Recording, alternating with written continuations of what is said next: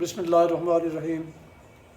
محترم سامعین و ناظرین، السلام علیکم ورحمۃ اللہ وبرکاتہ۔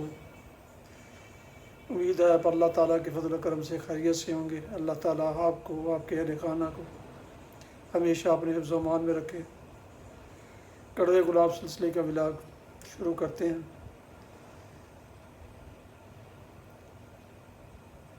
جیسا کہ آپ کو معلوم ہے، یہ ولاگ، اس کا مضمون جناب محمد سلیم بٹ صاحب کی کتاب حشر نشر سے لیا جاتا ہے، اور آج کا ولاگ، آج کا مضمون بھی انہی کی اسی تصنیف سے لیا گیا ہے۔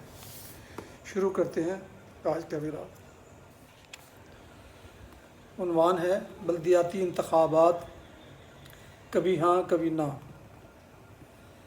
جمہوریت کا بنیادی تصور یونانی فلاسفروں نے دیا ہے، بلکہ یہ کہا جاتا ہے کہ یونانی تہذیب نے دنیا کو جو سب سے بڑا تحفہ دیا ہے وہ جمہوریت ہے۔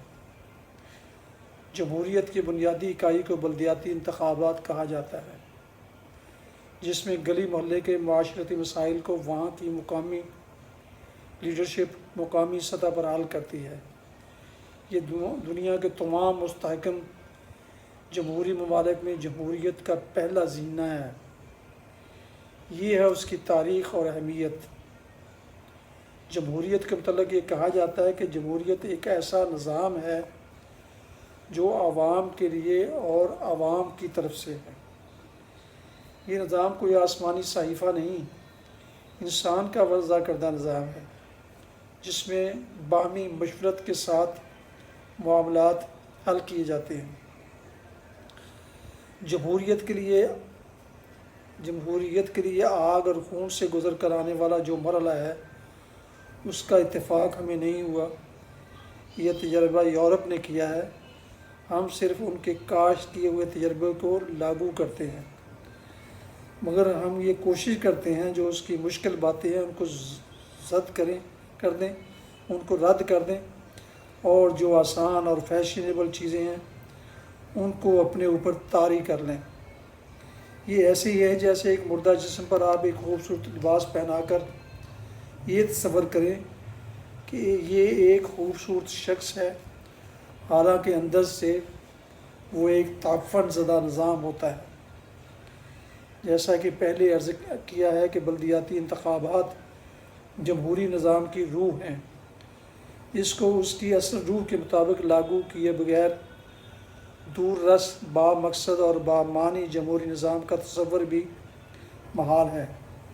اس لیے بنیادی بلدیاتی انتخابات ہمارے ملک کی اشد ضرورت ہیں۔ پاکستان میں جمہوری بلدیاتی انتخابات کی تاریخ دیکھیے تو ایک بہت دلچسپ حقیقت ابھر کر سامنے آتی ہے۔ وہ یہ ہے کہ جب ڈکٹیٹرز آتے ہیں وہ سب سے پہلے بلدیاتی انتخابات کرواتے ہیں۔ اس کے برعکس جب منتخب جمہوری حکومتیں آتی ہیں تو وہ ہر طرح کی کوشش کرتی ہیں کہ مختلف ہیلے بہانوں سے بلدیاتی انتخابات کو پس پشت ڈال دیا جائے۔ عام آدمی کو یہ سمجھایا جا رہا ہے کہ جو ڈکٹیٹرز ہوتے ہیں ان کو بلدیاتی انتخابات اور جمہوریت بہت عزیز ہوتی ہے، اس لیے وہ یہ کرواتے ہیں۔ بات ایسی نہیں ہے، بلکہ اس کے بالکل برعکس ہے، کیونکہ ڈکٹیٹرشپ مقبول عوامی جمہوری قیادتوں کو راستے سے ہٹا کر برسر اقتدار آئے ہوتے ہیں۔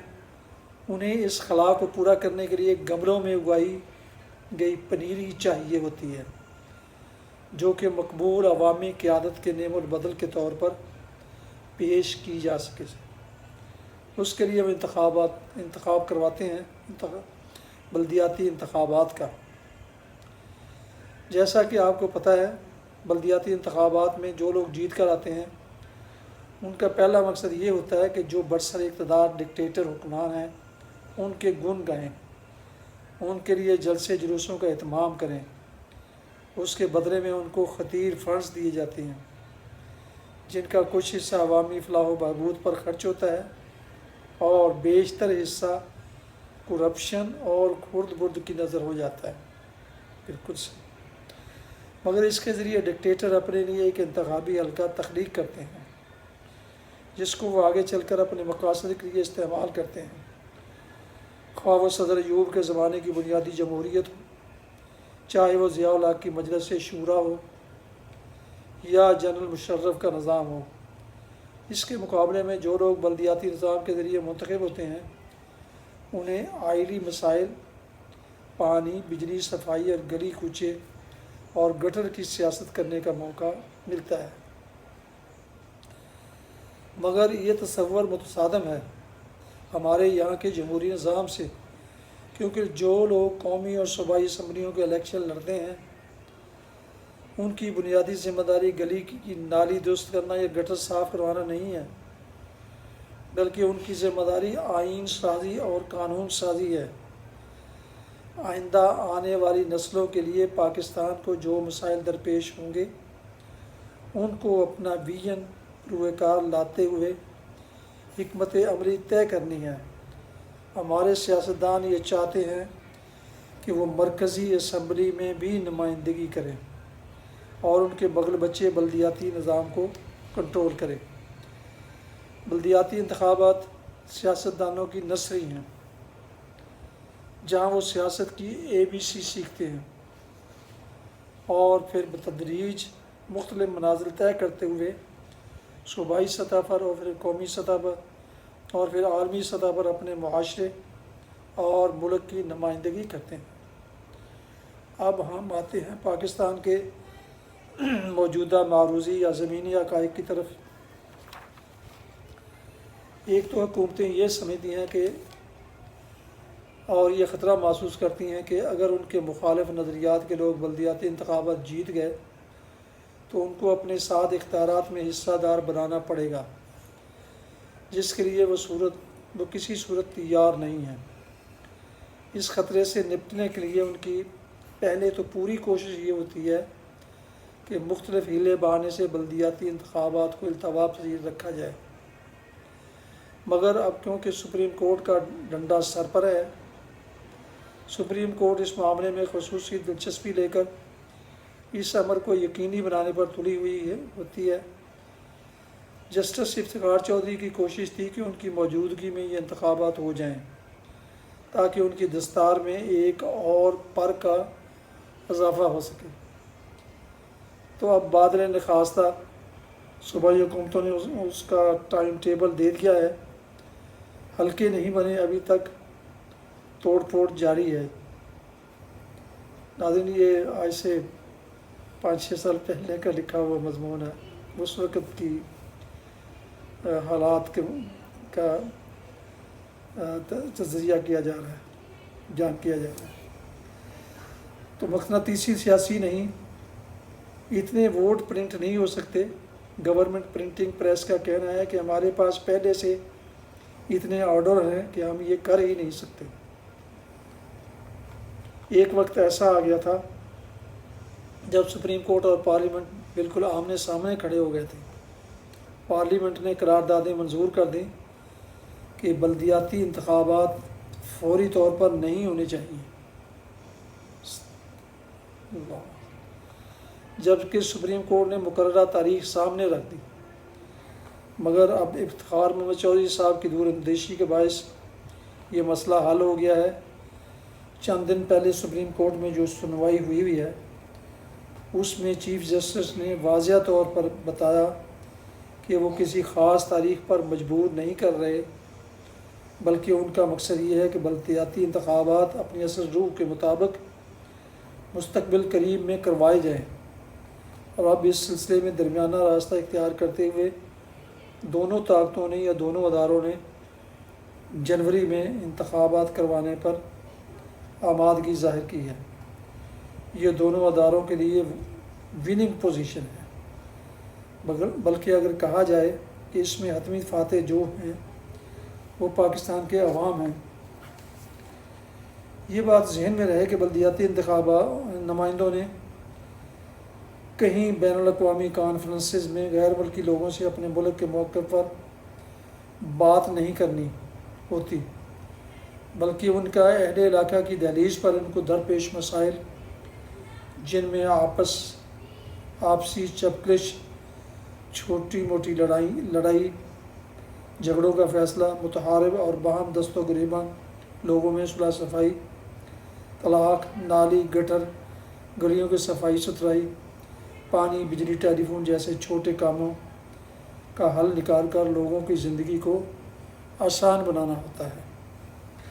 یہ لوگ اپنے علاقے کے ہر گھر اور ہر فرد کو طویل عرصے سے جانتے ہوتے ہیں، اور ایسے ہی اہل علاقہ کے لیے وہ اجنبی نہیں ہوتے اور اس کے ماضی اور حال سے، اچھائیوں برائیوں سے واقف ہوتے ہیں، اور یہی وجہ ہوتی ہے کہ ان کی اپنے مقامی لیڈر کے انتخاب میں، جیسا کہ سارا میڈیا کہہ رہا ہے کہ مرکزی اور صوبائی حکومتیں ہاتھی جیسا قد کاٹ رکھنے کے باوجود چونٹیوں سے ڈرتی ہیں اور نچلے درجے پر بھی اختیارات سے دستبردار نہیں ہوتی، نتیجتاً عوام ان معمولی کاموں کے لیے بیش شمار مسائل کا شکار رہتی ہیں۔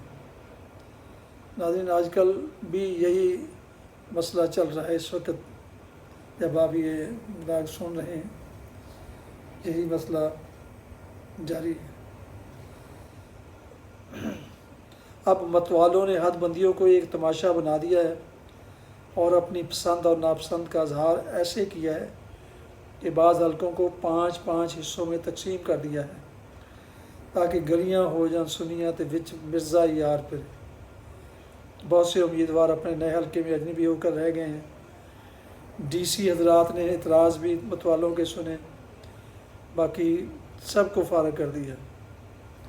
اس وجہ سے حلقہ بندیوں کا عملہ پورے پنجاب کے کسی حلقے میں نہیں گیا، بس جیسے ان بگڑے بچوں نے کہا کر دیا۔ ایسا نہیں ہونا چاہیے۔ سامعین، ناظرین محترم، یہ تھا آج کا کڑوے گلاب سلسلے کا ولاگ، جس کا عنوان تھا بلدیاتی انتخابات، کبھی ہاں کبھی نہ۔ آپ سے دوبارہ گزارش ہے کہ جن دوستوں نے ابھی تک میرے یوٹیوب چینل بی اے رشیدی کو سبسکرائب نہیں کیا، وہ سبسکرائب کر کے، لائک کر کے، بیل آئیکن کو ضرور پریس کر دیں تاکہ آنے والے ایسے دلچسپ معلوماتی ولاگز ان کو باقاعدہ اور بروقت اور سب سے پہلے ملتے رہیں۔ اگر مناسب سمجھے تو دوستوں سے شیئر بھی کر لیں تاکہ وہ اس کام میں وہ بھی معلوماتی علم میں وہ بھی ان کو بھی حصہ ملتا رہے۔ اللہ تعالیٰ آپ کا حامی و ناصر ہو، اللہ تعالیٰ آپ کو، آپ کے اہل خانہ کو ہمیشہ اپنے زمان میں رکھے، آمین۔ دعا میں دوستوں کو مجھے ضرور یاد رکھیے گا۔ السلام علیکم ورحمۃ اللہ وبرکاتہ۔ پاکستان زندہ باد۔